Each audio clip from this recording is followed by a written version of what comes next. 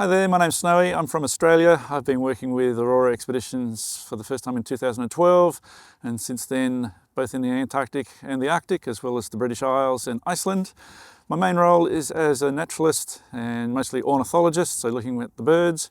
And as part of that, we do quite a bit of citizen science with seabird surveys, which is a really nice way to get people involved during the voyages.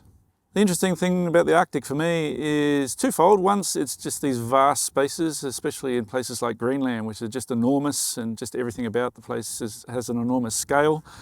Plus, I've spent a lot of time working in the Antarctic, working and living in the Antarctic for more than 30 years, and we're just so much further north here than we ever get south. We're 600 miles further to the north than we've ever been in the south. So it's just a whole different realm of proximity to the pole. Interesting fact about the Arctic, it's really difficult. The difference between the Arctic and the Antarctic is there's a lot of similarities, but there's differences, and they're just different rather than one being better than the other.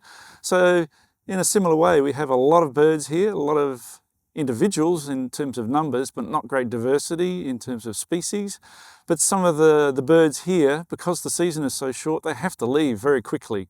So a lot of them actually leave the nest, the chicks leave the nest before they're ready to fly, and so they jump into the water and they actually swim away before they're even ready to leave the nest properly, because if they waited around, they just wouldn't survive. So it's much different in that respect for the Arctic and the Antarctic especially.